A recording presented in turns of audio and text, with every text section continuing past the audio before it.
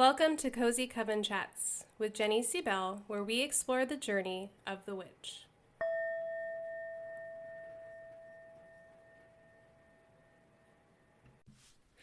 Hey, witches. Welcome to another Cozy Coven Chats. I'm your host, Jenny C. Bell, and this is for the week of Halloween and Samhain, right? So we are looking at the week of October 25th.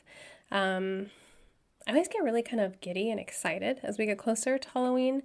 Our town does like a giant Halloween parade that everybody just attends, and I have had the joy of a couple of years trick-or-treating for crystals. There is a man in the town over where my kids would trick-or-treat with their friends who owns a rock gem place, and he just puts out crystals and everyone can take one or two. I have my favorite labradorite piece from him. Just a lovely, lovely man. And I wish I remember what house he had, because I wish I could just bring my book and be like, hey, just wanted to give this to you. Because I just think, gosh, what a generous, kind spirit. And may I just have a plethora of crystals to give out one day. We used to live in the place to go. We're in our old, in the Mojave Desert, we lived in this place, Spring Valley Lake. And it was an HOA, sidewalks and very planned out, and it was like the Halloween destination. I loved it. One year we had like 200 trick-or-treaters, and I loved getting creative. So like one year I gave out Play-Doh, another year I gave out glow bracelets plus candy, and I would do like completely decorated up. My sister attended beauty school, and when they would shave the heads of their mannequins, they often would just throw them away because there's nothing they can do with them. And so I collected them, and I had like these hidden stakes in a bush. And I painted the mannequin heads. I had like a bloody clown and a zombie and a mummy. But the thing that always got the teenagers were these little giggle buddies that one of my students' moms gave me. And they were just like these, like, look like little toddlers in costume. And they would, like, as you came close, like, giggle and move around. And teenagers would actually run away. Like, I had some not come to the door. So, love Halloween.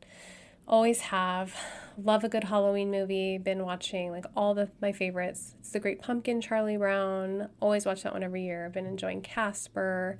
Always watch Hocus Pocus 1 and 2. Watch Halloween Town. Yeah, like all the cutesy ones. I'm not talking scary ones.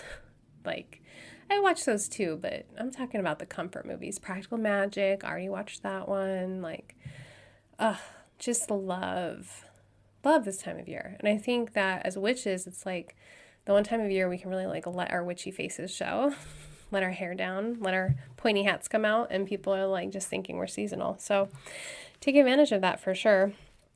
So yeah, this week, the energy, we are going into Samhain, which is officially, some people like go back and forth. So some people will say it's this Friday, which would be October 31st. Some people will say it is November 1st. I personally celebrate on November 1st, and I always have, because I like to celebrate Halloween and like do the fun Halloween stuff. And then I like to do Samhain as a spiritual day. So we're going to talk about how to blend those things today. But first, let's pull our card.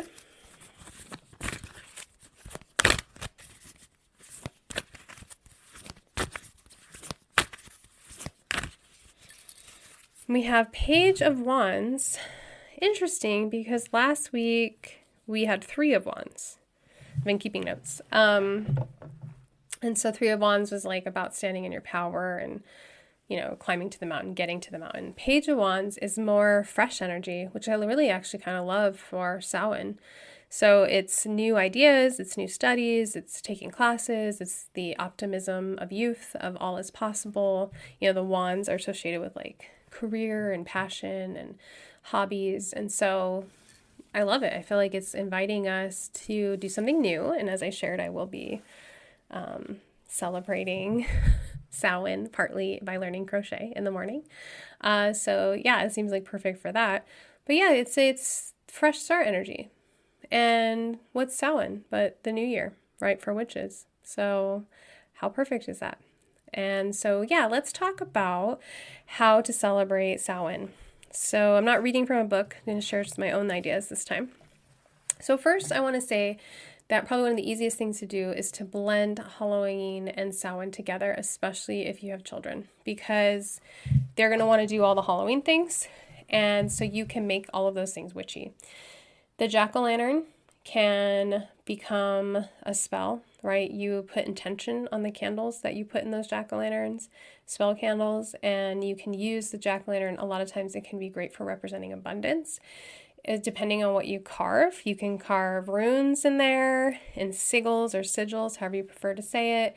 You can carve symbols of whatever magic you're doing, and so you can be there carving your jack-o'-lantern with your kids, but yours is a spell, which is really fun.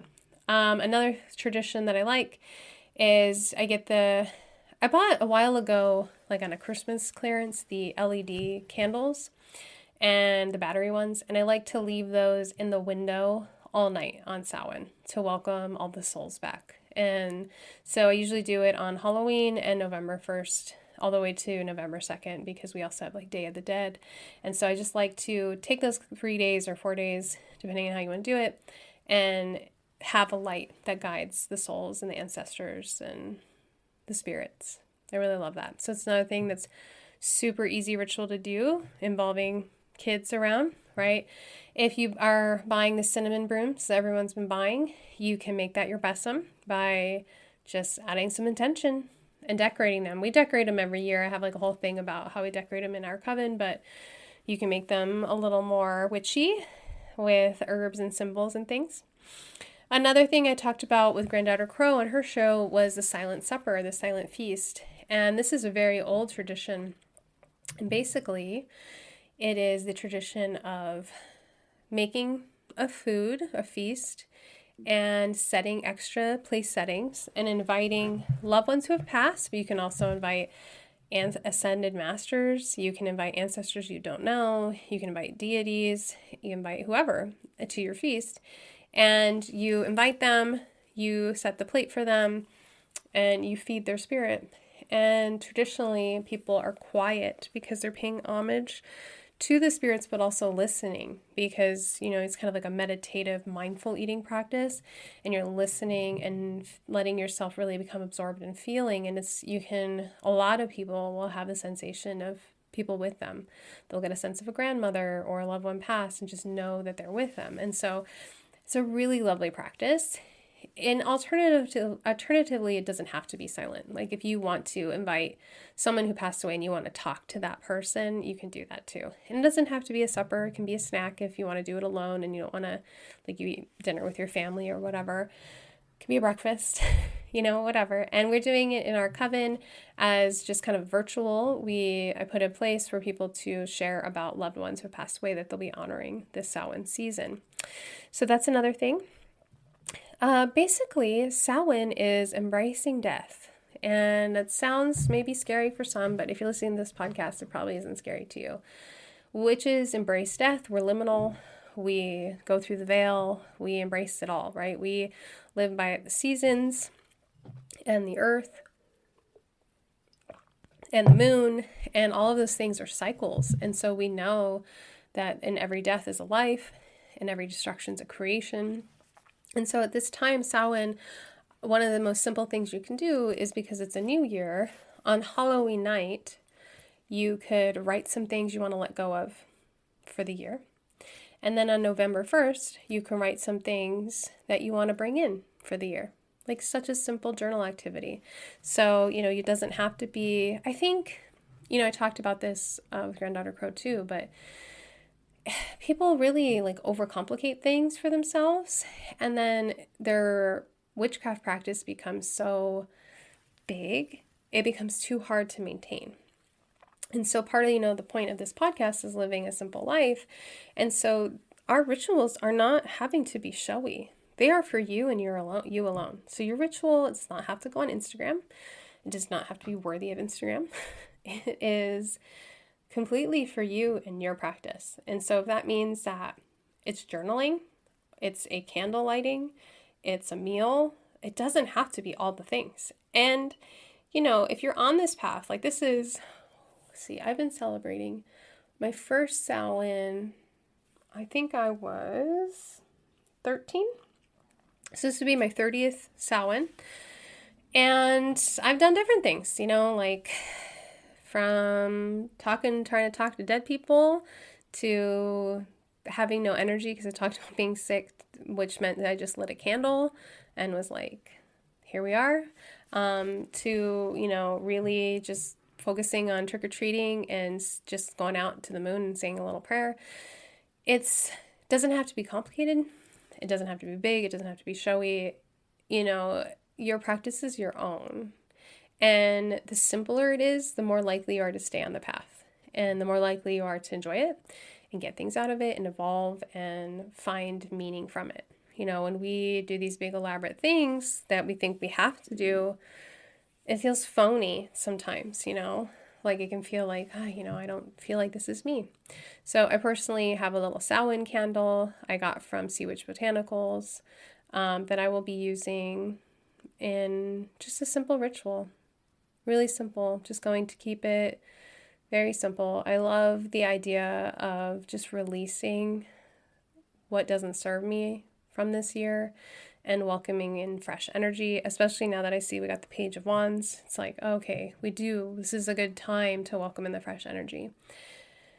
With us as witches, we have lots of opportunities of New Year, right? So we have Samhain as a New Year.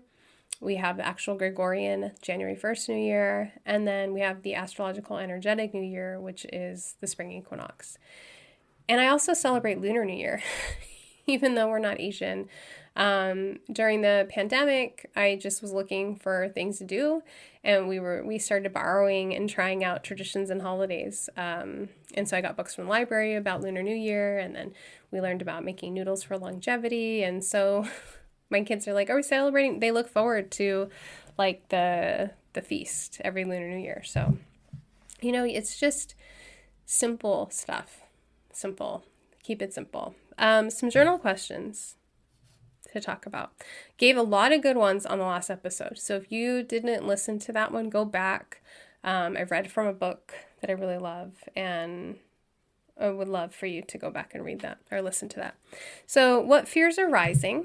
So you can definitely take Samhain time, this energy of this week, to take a real deep dive into shadow work. So what fears are rising, what shadows are rising, what anxieties are on loop in your head, what worries are you feeling, like really letting yourself feel what's rising. And then alternatively, you can also start to look at this week, because the veils are very thin. We're really looking at connecting with our ancestors. So you can also start going, I gave a little thing last time about creating an ancestor candle. So what ancestors are coming in? What would I like my ancestors to know? How do I honor my ancestors? And something I think about a lot of times is you doing the spiritual work and healing is honoring your bloodline. Like, it's that simple. What magic wants to be made? So that's another thing to think about. Samhain is very powerful magic. What do you want to do? Do you want to do like a spell that you've been holding on to, or ritual that you've been holding on to, waiting for the right time? This could be the right time. And then we also can think about, at this time, letting go and death and release. And so what are you mourning? Or who are you mourning? Right? I talked about the silent supper. You can honor people who have passed away, but you can also honor parts of yourself that have passed away at this time. Like crossing a threshold. I saw, we have the Maiden Mother Crone archetype, which I don't really jive with. But then there's also the Maiden Mother Wise Woman Crone archetypes that I definitely connect with. And so the Wise Woman is in her 40s, perimenopausal, like myself. She's not quite post-menopausal like the Crone or the Elder, but she's in between. So that's an archetype I definitely connect with. And so it's not like, I'm not mourning being fertile anymore, but I'm mourning being a young woman. Like, that part is behind me, and I've crossed this threshold into an older woman. And that's something we can talk about. That's something you can mourn. It's very hard to age in our society as a woman. We all know. And so that could be something that's been on your mind. It could be a job change that you don't love. It could be, this is the time of year to literally let yourself grieve. I think a lot of us just having to live our lives stuff some things down and don't deal with them. So Samhain is a great time to lay it all out, let it all out. And so this is another simple ritual. So I've given you, I think, a lot of options. Please don't do them all. It's the opposite of what we're doing on the show, right? But pick something that feels right for you. There's so many aspects. These holidays are multifaceted, and there's so many different directions you can go in depending on what kind of witch you are. You know, are you an herbal witch or a kitchen witch and whatever? And so it's really choose your own adventure, make it your own. I think that's the gift of this practice, of this craft. I do want to say that I have a deal going on in our coven. If you use the promo code SAMHAIN, SAMHAIN, you will get 20% off the annual and semi-annual membership. So it's the cheapest it's been all year because we really want people in there. And Samhain's such a great time to enter something new. It's a new beginning. It's a fresh start. And so I'd love to have more people join us and go into this like new year with us. And we'll start to look at picking books for reading and, you know, I always put out a survey at the end of the year, kind of getting input. And so if you've been thinking about joining us, 20% off with the code SAMHAIN. And you can find all about that at jennycbell.com. And feel free to ask me questions about it too. But our coven is a beautiful place. People in there are wonderful. I feel like the right people have entered and it's a really good energy and it's a real good connection. So consider joining us. And on that note, I think hope you have a wonderful Samhain and Halloween, Day of the Dead, whatever you celebrate. And I hope that there is new energy coming in for you. I hope this Page of Wands is really in all of our lives and we feel a little freshness in the fall. And it's funny because that's been coming up a lot in readings for myself, others, our coven, of just this kind of spring energy in this fall. So I don't know exactly what that's about, but I love it. And so may we all have a little fresh energy on this Samhain. Blessed be. As always, thank you for listening. Please subscribe and share with a friend. If you haven't already done so, be on the lookout for my book, Spirit Crystals. Discover your crystal guide for healing and empowerment. Available wherever you buy books.